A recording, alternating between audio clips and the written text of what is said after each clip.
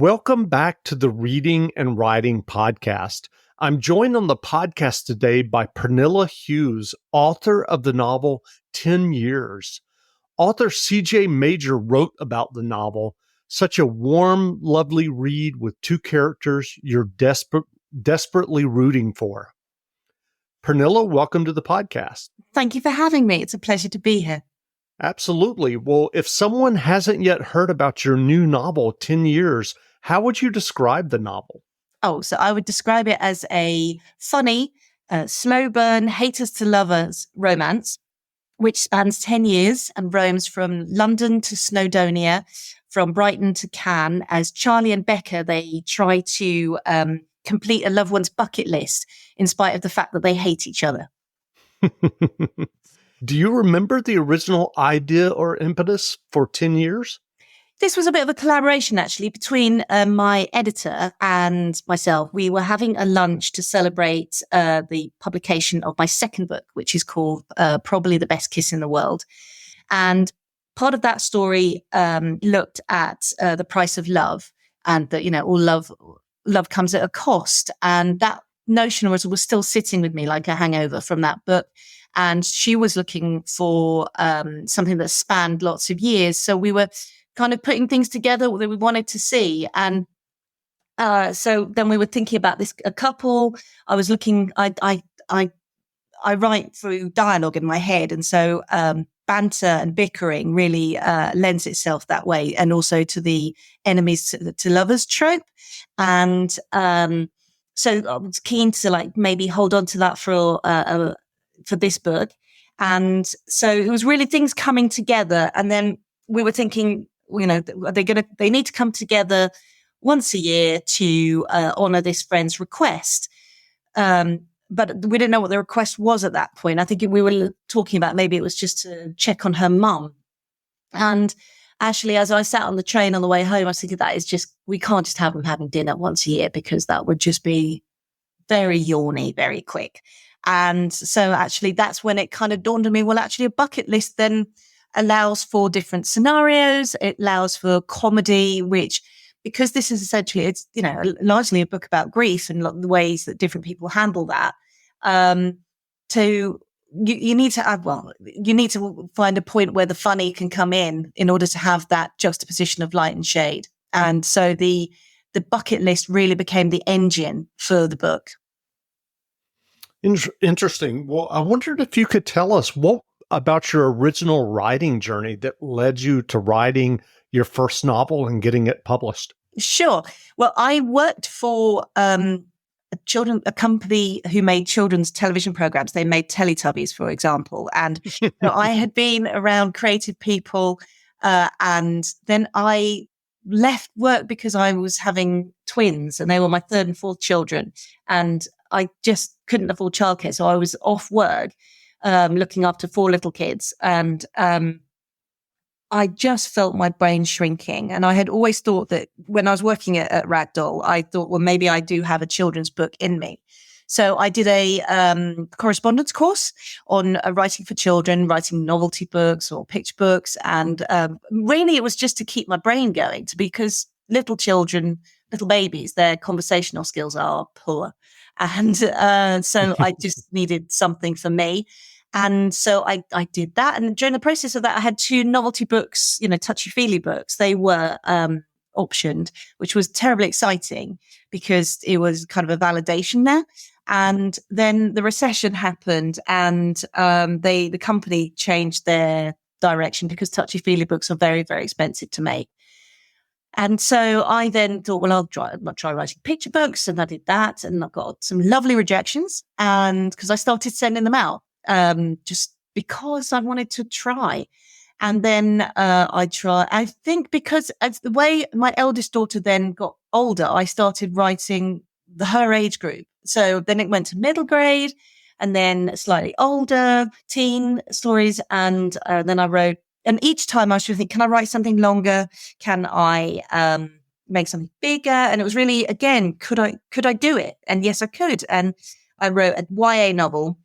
And each time I sent them out, they were rejected, but they were getting rejections that were very detailed, actually. So they weren't stock rejections. So I was really quite heartened by that. I just thought I just haven't written the right thing yet. And then I saw on Twitter a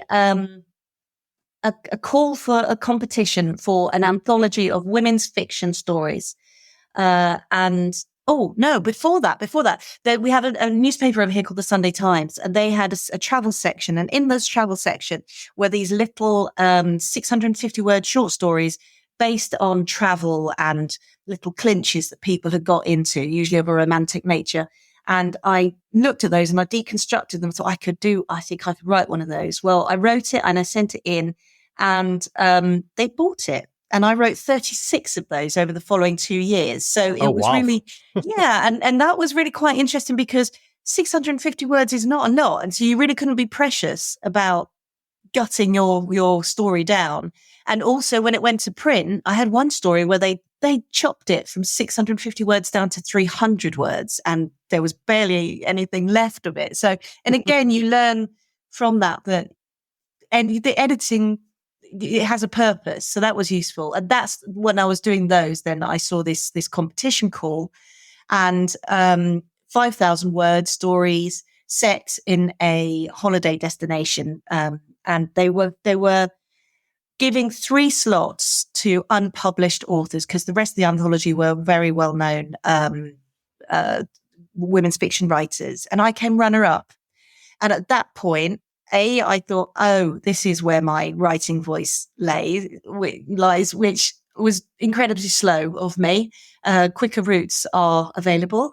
And also I thought, well, okay, now I'm published. I have, my writing CV has something on it now.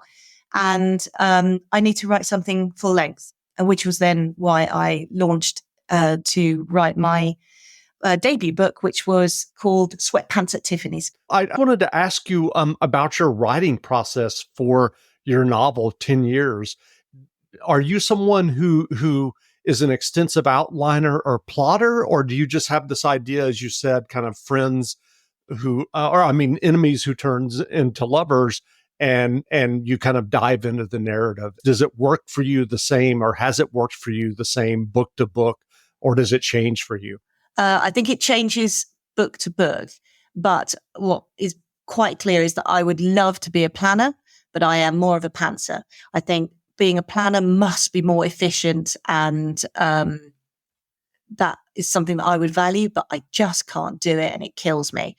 What I do instead is try to plan, get in a mess, then think, oh, I'm wasting too much time planning. Just launch now. And then I go for it. And then within 10,000 words, I'm flailing because I haven't got anything. So I think sometimes it is very painful, but I don't really have a way around it rather than just through. So with 10 years, what happened was there was not necessarily an outline as such, but there was a structure to it. So the nature of the book is that we alternate point of view between Charlie and Becca every year. And within that year, we have 2 chapters, one which is kind of an update on what's happened in the last year and what they're doing at the moment. And then the second chapter is that year's task. So I could tell, so the book had a kind of a structure to it, which meant I could kind of make a grid as such. And then, I also had to be mindful of the fact that they needed to fall in love. And that's not obviously a spoiler because it's a romance, over the span of the book, from a point where they can barely tolerate each other to the point where this is it for them.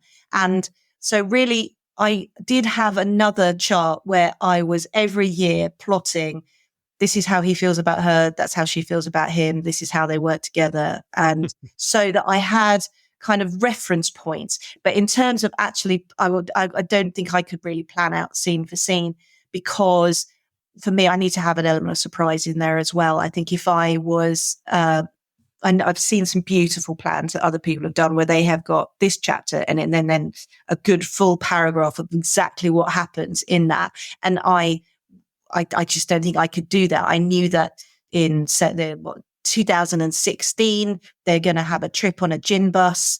And that would pretty much be it. really. And then maybe I'd have a detail for the update in 2016 that this is a Becca chapter, or it was a Charlie chapter. And these things have happened to him in the last year that I just need to mention.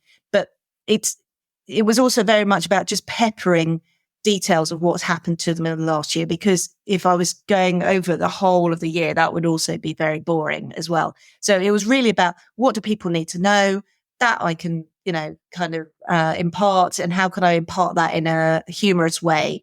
And then equally the task, what notions of what has to come across, and is this a deep chapter that needs some levity, or is it just a funny chapter that sometimes needs some depth in it? And it was sometimes about balancing that throughout each year, really, or each segment within that year. What is it about romantic comedy that appeals to you as a writer and as a reader? Why would you not want a happy ending? Why would you not like characters to be happy? I don't understand it. And books with ambiguous endings, or they die, or they lose each other. Like, they make me sad. Just no. I am absolutely geared up for books about love and laughter, which I believe go hand in hand, and so that's what I write. I think there's enough sad going on in this world. So absolutely.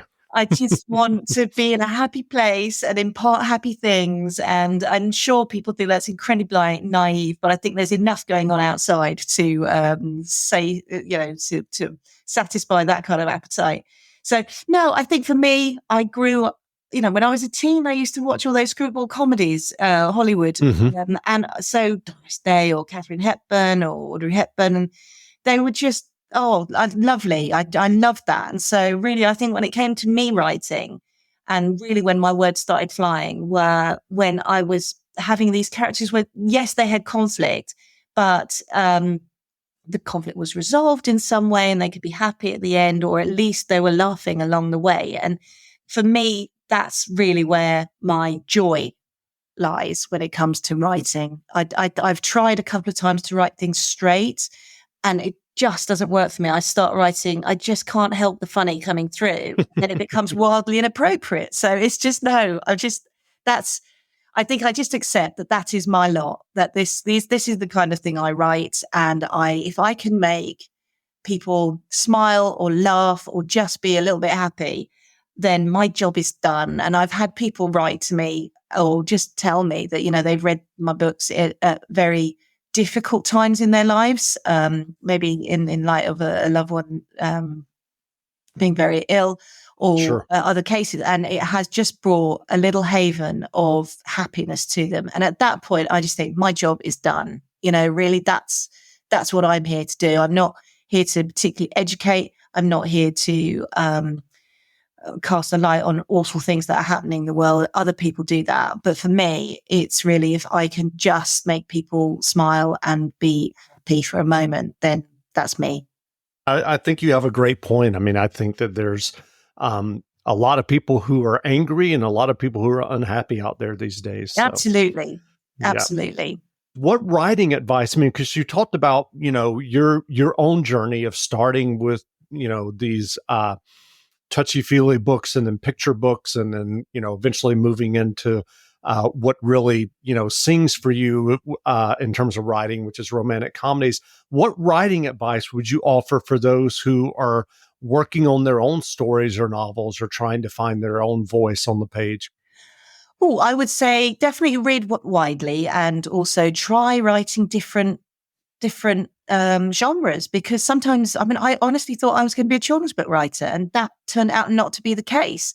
So try different things. Don't be afraid to try different things, because none of it's wasted. There's things that I might have thought about back in my middle grade books that can appear later. So all of that, I think, is good learning material and craft building, because you have to learn your craft, and I'm not even remotely learned it yet, but I have a path that I can look back on and see what I learned in different areas, and I can clearly see that different craft points I learned at different points in that journey.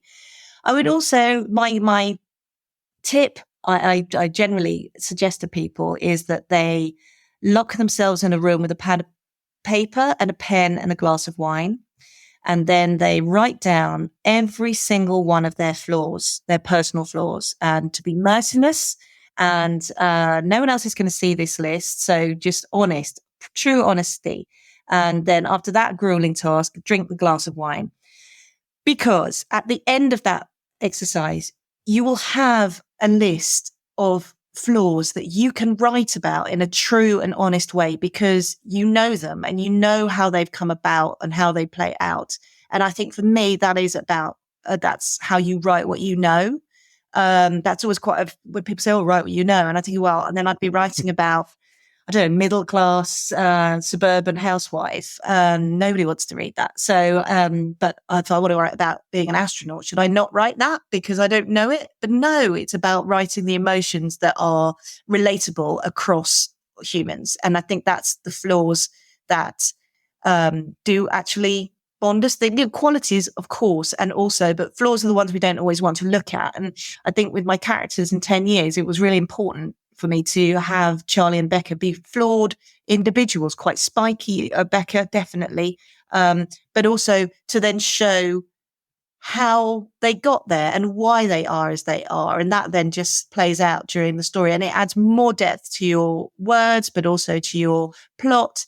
And it really makes this lovely underlying web of meaning and depth if you are having characters who are realistic because they are flawed, but also you know how to write them because they're yours. That's great advice. I don't think I've ever heard someone articulate it in quite that way in terms of drink wine. It helps your writing. Well, in terms of identifying your flaws, which I think is very true because I think that that's a universal human experience. Even though some people don't want to look at their flaws. No, I think it's exactly that. And I also see it in reviews as well, where people saying this person, this character was awful. And because of this, this, and this. And then you're thinking, yeah, but actually, if you really think about it, how many of those flaws might you actually recognize in yourself, but you don't want to? And so I think there's elements of that. And anyone who says like, well, I don't have that material, then you aren't looking hard enough because we all have that material. And the thing is free material, isn't it? It's within us. Yeah. And I think it was, I had an interview with Marie Sample once, and she was saying, the deeper you dig within yourself and put that on the page, the better the book will be. And that is absolutely true. And I think that's probably what my tip there feeds into, is that you have all this material in you if you are just willing to recognize it and set it free. And mine it. That's what I'm thinking of. Yeah. Yeah, sure. Well, are you working on another novel now? I'm on a little bit of a hiatus at the moment, just because just through family things going on. I have 3 children about to start university at the end of this month. So we are kind of packing up. But then I will be starting again. And I have a very tentative idea that I'm about to work on and wondering whether I'm brave enough to risk NaNoWriMo. With something that's still so fragile. But so yes, hopefully there will be more books to come, but it's too tentative at this point really to talk about it. But it will be happy and there will be laughter in it and there will not be an ambiguous ending. So that I can promise you those things. What novels have you read recently that you enjoyed? Oh, so I had this kind of a triple blast of reading what was it? It was, Bonnie Garmus, Lessons in Chemistry, and then immediately onto Emily Henry's Happy Place, and then on to Ali Hazelwood's, which one? It was Love Theoretically, which if you are a rom-com reader, those books will have meaning for you. But that was just 3 amazing books in a row, which kind of almost left me with a huge book hangover because they were just brilliant. And I don't know, sometimes I will read a book and I think I could never have written that. I should just pack up and go home. And sometimes, Emily Henry's Happy Place, for example, the idea was so simple. And I thought, why couldn't I think of that idea? It's, so purely simple, but, brilliant in it. Not to say it was an easy thought, but it was brilliant in its purity. I'm thinking, why can't I think of ideas like that? So it's really that. So there are books which are just knock my socks off, but then at the same time make me want to kind of curl up and stop because my imposter syndrome is very real and my inner critic is mean. So, you know, but it won't stop me reading. It won't stop me reading because I think books are they are a must for anyone who wants to write, of course. But they are also my passion and my joy. They are my hobby, really. So yes, I will. But those were good books that I just read. Wonderful. Well, where can people find you online if they'd like to learn more about you and your novels and your latest novel, 10 Years? Oh, well, the first place to start would be my website, which is www.pernillehughes.com. And then I am on Instagram at Pernille Hughes.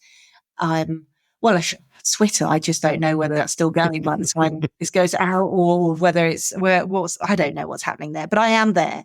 And also on Facebook. And then I'm also trying out all the other social medias to see which one sticks, because who knows? What are you thinking at the moment? Where are you? Oh, I don't know. Probably Instagram. And I know that lots of people look at TikTok, but I haven't fallen down the TikTok hole yet. No, I have a profile on TikTok and I've posted a few times, but I am an old person. I don't think it's meant for me. I really... Yeah. And I find the idea of having to come up with lots of little creative scenarios to then make the films of, and I don't have the technical ability to physically make the little recordings or edit them in any way. It just feels this creative time should actually probably meant to be used on the writing. Exactly. Yeah. I feel the same way about TikTok. I look at videos and even videos that people my own age are making, and I'm like, I guess I just don't have a video kind of frame of mind because I just don't have the ideas to come up with them or the technical. Exactly that. I mean, I don't know what buttons to press. I did have a tutorial from a 16-year-old to just show me what I'm supposed to do, but I just can't get excited for it because it doesn't come in any way naturally. And I think that is just it's like with memes. I look at them and I think they're funny, but I don't have the brain to make them. Does that make sense? No, I hear you. And maybe that's a generational thing. Maybe so. Yeah. Well, again, we've been speaking to Pernille Hughes, author of the new novel, 10 Years. The book is available now, so go buy a copy. And Pernille, thanks for doing this interview. Oh, an absolute joy. Thank you so much for having me. Absolutely.